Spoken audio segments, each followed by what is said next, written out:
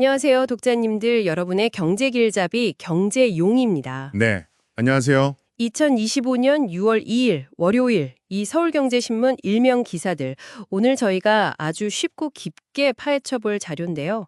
복잡해 보이는 경제 기사들 속에서 이건 정말 알아야 한다 하는 핵심만 쏙쏙 뽑아서 전해드리겠습니다. 네, 오늘 일면을 보면 뭔가 좀 압박감이 느껴지는 소식들이 많아요. 맞아요. 뭐랄까 안팎으로 쉽지 않은 상황들을 보여주는 것 같은데요. 당근마켓 이야기부터 국고 보조금 문제, 또 롯데카드 매각, 미국의 관세 인상까지. 네 가지나 되네요. 그렇죠. 자, 그럼 첫 번째 소식부터 한번 볼까요? 당근마켓, 뭐 거의 국민 앱이잖아요. 그렇죠. 모르는 분이 거의 없죠. 근데 창사 이래 처음으로 권고사직을 했다는 소식이에요. 이게 좀 상당히 의외인데요. 네, 맞습니다.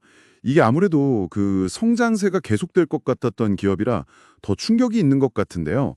원인을 좀 보면 역시 국내 중고거래 시장 성장세가 예전 같지 않다는 점. 포화 상태인가요? 뭐 그렇게 볼 수도 있고요. 그리고 해외 진출도 사실 좀 기대만큼 성과가 크진 않았거든요. 음. 특히 이번에 보면 기획이나 마케팅 같은 이제 비개발 부서 중심으로 진행됐다는 점이 중요해요. 개발 인력은 그대로 두고요. 상대적으로요. 이게 어쩌면 그 당근마켓만의 문제가 아닐 수도 있다는 신호일 수 있습니다. 그러니까 내수시장 의존도가 높았던 다른 K 유니콘들 있잖아요. 기업가치 1조 넘는 비상장사들. 네네. 거기도 비슷한 어떤 성장의 벽, 이런 데 부딪혔을 가능성을 좀 보여주는 거죠. 플랫폼 비즈니스가 이제 성숙기에 접어들었다. 뭐 이런 해석도 가능하고요. 그렇군요. 기업 성장통이 보이는가 하면 좀 씁쓸한 소식도 있습니다. 나라 살림 문제인데요. 국고 보조금이 그냥 줄줄 새고 있다고요? 네, 이게 참 심각합니다. 2년 연속으로 1,000억 원이 넘는 돈이 부정수급으로 사라졌다는 거예요. 1,000억 원이요? 와. 네, 작년에 적발된 것만 해도 1,232억 원. 근데 경찰은 이게 실제 횡령액의 일부일 뿐이라고 봐요. 그럼 실제로는 훨씬 더 많을 수 있다는 거네요? 그렇죠. 실제 규모는 뭐 상상 이상일 수도 있는 거죠. 주로 사회복지 분야에서 이런 일이 많다고 하고요. 약자들을 위한 돈인데. 네, 안타깝죠. 대부분 서류를 허위로 꾸며서 타내는 방식이라고 하니 이 지원 절차나 사후관리 시스템에 큰 구멍이 있는 거 아니냐 이런 지적이 나올 수밖에 없습니다. 정말 시스템 점검이 시급해 보이네요. 신뢰의 문제이기도 하고요. 맞습니다. 국가재정 건전성에도 당연히 안 좋고요. 자, 이번엔 금융시장 쪽으로 가볼까요?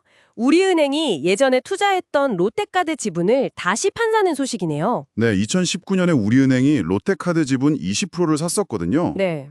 근데 이걸 이제 다시 매물로 내놓는다는 거죠.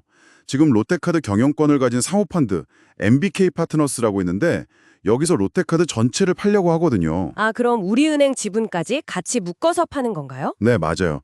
그걸 태그알롱이라고 부르는데 같이 파는 구조입니다.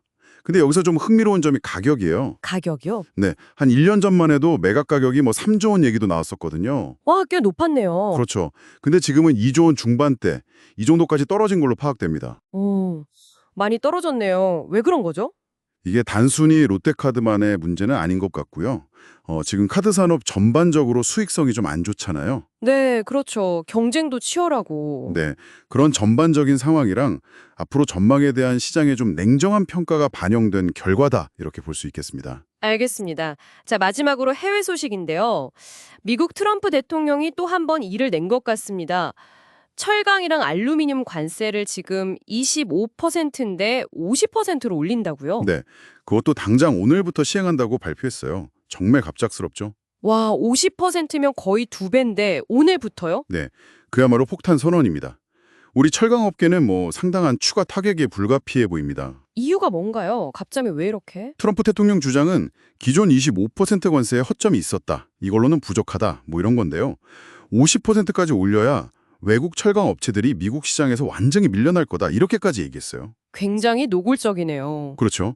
보호무역주의, 그러니까 자국 산업 보호하려는 움직임이 다시 엄청 강해지는구나 하는 강력한 신호로 봐야 합니다. 국제 통상 환경의 불확실성이 더 커진 거죠. 예측하기가 더 어려워졌어요. 정말 오늘 일면 기사들이 다 만만치가 않네요. 당근마켓의 성장통, 국고 보조금 누수, 금융시장의 변화, 또 갑작스러운 미국의 관세 폭탄까지. 이걸 다 묶어보면 어떤 그림이 그려질까요? 오늘 다룬 이야기들을 관통하는 핵심 키워드를 꼽자면 역시 도전, 아니면 압박이 아닐까 싶습니다. 당근마켓처럼 이제 성장의 한계라는 내부적인 도전에 부딪히기도 하고요. 네, 또 미국의 관세 인상척 예측하기 힘든 외부 충격에 그대로 노출되기도 하고 그러면서 동시에 국고보조금 문제처럼 우리 시스템 내부에 좀 취약한 부분도 드러나고 있고요. 그러니까 국내외적으로 기업이나 우리 경제 시스템 모두가 정말 녹록치 않은 환경에 처해 있구나 하는 걸 여실히 보여주는 것 같습니다. 정말 다각적인 어려움 속에서 헤쳐나가야 하는 상황이네요. 오늘 저희가 짚어본 이 내용들이 앞으로 우리 경제, 또 개별 기업들, 그리고 이걸 듣고 계신 독자님들의 어떤 투자나 일상에 어떤 영향을 줄지 계속 지켜보는 게 중요할 것 같습니다. 네, 맞습니다. 마지막으로 이런 질문을 한번 던져보고 싶어요. 네, 어떤 질문이시죠? 이렇게 안팎으로 너무 빨리 변하고 또 예측하기 어려운 경제 환경이잖아요. 이런 상황 속에서 과연 기업이든 개인이든 지속 가능한 길을 찾기 위한 진짜 돌파구는 어디에 있을까? 그냥 당장 눈앞의 문제에 대응하는 걸 넘어서서 뭔가 좀 근본적인 체질 개선이라든지 아니면 완전히 새로운 기회를 찾아야 하는 시점은 아닐지 이 질문을 한번 같이 고민해 보시면 어떨까 싶습니다. 네, 지속 가능한 길을 찾기 위한 돌파구. 오늘 저희 이야기가 그 고민에 조금이나마 도움이 되었기를 바랍니다. 오늘 분석은 여기까지 하겠습니다. 감사합니다. 네, 감사합니다.